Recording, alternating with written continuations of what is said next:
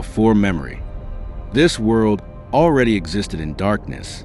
The first light pierces a sky heavy with ancient ash. Primeval forests breathe beneath drifting mist. Life hides within every towering leaf. Even the smallest creatures belong to this world.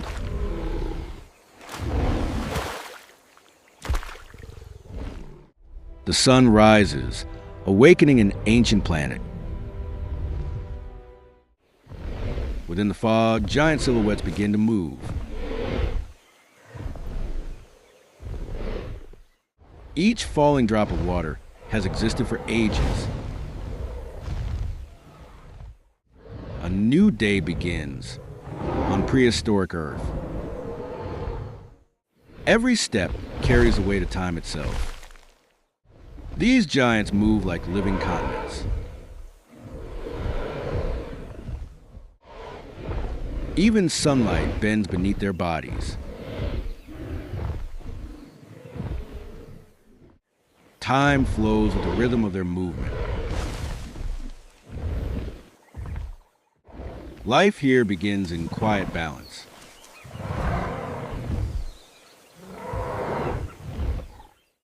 Protection was born long before language.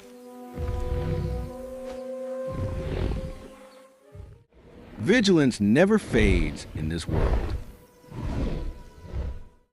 Somewhere beyond, a ruler observes in silence. Intelligence exists even in primal eyes. Balance is preserved for another day.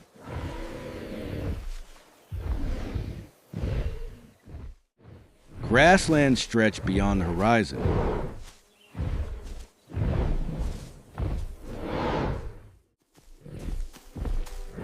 Migrations began long before history was written. Smaller lives thrive among the footsteps of giants.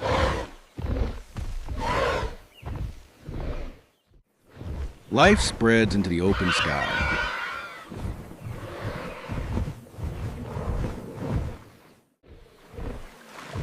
Water draws all creatures together, no conflict, only silent coexistence. The world reflects itself upon the water. Distant eyes are always watching.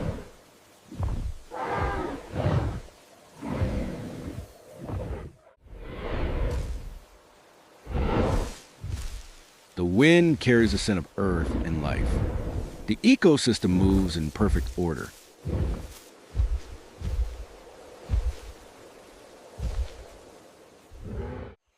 In this world, danger rarely announces itself. Sometimes, it is no more than a still gaze within the undergrowth, a breath held just a moment too long, a silence in which the forest itself seems to listen. A hunt does not begin with pursuit, but with absolute focus. Every movement is measured. Every sound carries meaning.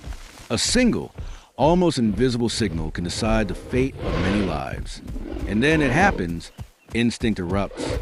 There is no hesitation, no emotion, only speed. The prey runs, not in panic, but because there is nothing else it can do. The forest, once a refuge, becomes a labyrinth of survival. Branches snap.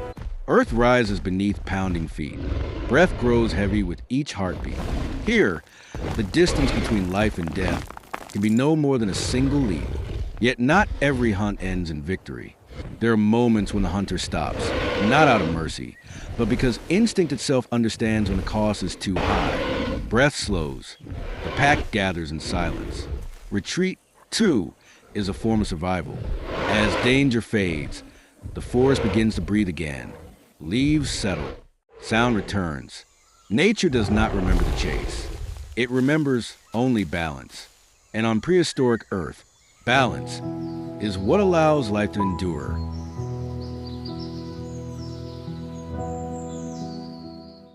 Above the violence of the land, above the weight of muscle and bone, another world unfolds. The sky. Here, the ground releases its hold. Gravity loosens its grip, and distance is no longer measured in steps, but in breath and wind. From the edge of stone and cliff, Great wings open, not in haste, but with certainty. Flight is not an escape. It is a way of being. Each wing beat bends the air, shaping invisible currents that have existed long before memory. The wind becomes a road, the sky a vast, unmarked map. From this height, the giants of the land grow small. Forests flatten into patterns. Rivers carve thin silver lines. The earth reveals itself as a single living surface. Shadows pass silently over the world below. Brief eclipses that remind the land it is not alone. Here, too, there is community. Shapes and wings move together, sharing the open air, reading the same currents, guided by instincts written into hollow bones and stretched membranes of skin. Clouds drift close enough to touch. Wings cut through mist, and for a moment, sky and body become one. Beyond the cliffs, the ocean opens, vast, breathing, endless. From above, its surface mirrors the heavens, erasing the boundary between sea and sky. Sound thins here. The world grows quiet.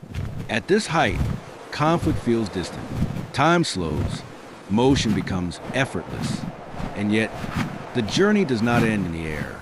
The sky releases its travelers, and the gaze begins to fall, downward, toward darker blue, toward deeper worlds still waiting below.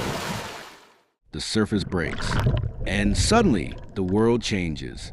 Light fractures as it enters the water, shattering into long, trembling rays that drift downward and fade. Here, the rules are different. Sound slows, movement softens. Time itself seems to stretch, pulled gently by the weight of the sea. Life gathers in motion. Schools of bodies turning as one, not led, but guided by something older than thought.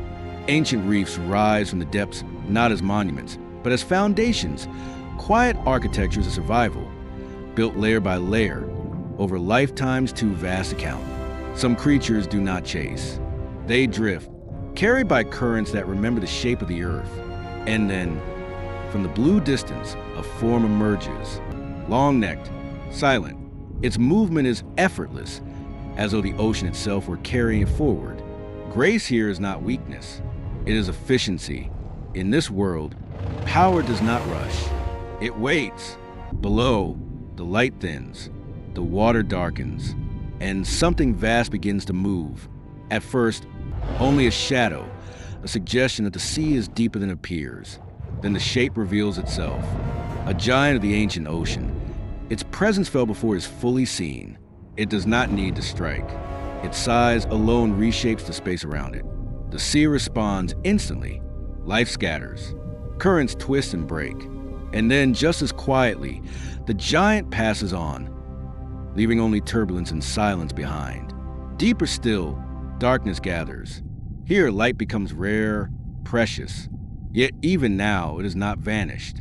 Soft pulses glow in the black, living sparks in the endless night. The ocean does not fear the dark. It was born from it. Slowly, almost reluctantly, the world begins to rise again. Bubbles drift upward, carrying no memory of what lies below. The surface returns bright and distant. And once more, we leave the depths behind, knowing that beneath the calm skin of the sea, entire worlds continue to move unseen. Nothing here lasts forever. Even the giants, whose footsteps once shaped the land, must one day slow and come to rest. Strength fades, breath grows heavier, and without struggle, the body yields. The earth receives it quietly. Wind continues through the grass. Light continues its journey. The world does not pause to mark the passing of a single life. What ends here does not disappear. Others arrive, not as intruders, but as part of an ancient exchange. Flesh becomes nourishment. Bone becomes soil. Energy gathered over a lifetime returns to the system that created it. Time passes. Shadows lengthen. The sun lowers. From enriched ground, new life emerges. Green replaces what was once living flesh, reaching upward without memory, without grief. Here, death is not the opposite of life. It is a condition that allows life to continue. This cycle has turned for hundreds of millions of years. Life does not end. It changes form and moves on. As the sun sinks beyond the land, the ancient world grows quiet. Warm light fades from stone and forest, replaced by longer shadows and cooler air. The final movements of the day unfold, bodies bending to drink, ripples spreading across still water, reflections of a sky preparing for darkness. Night does not arrive suddenly. It settles. Darkness moves gently across the earth, not as an ending, but as a change of rhythm. Even now, life does not stop. Eyes glow briefly in the distance. Small creatures emerge, their sounds filling the silence left behind by the day. Above it all, the sky opens. Stars appear one by one, as they have for millions of years, unchanged, indifferent. The Milky Way stretches across the heavens, uninterrupted by light, unaware of the lives moving below.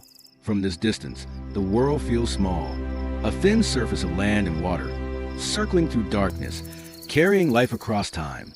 These creatures do not know what will come after them. They do not know that their age will end. They only know the present, the night air, the ground beneath them, the sky above. The earth continues to turn. Time continues to move. And long after this night has passed, long after these lives have faded, the world itself will remain,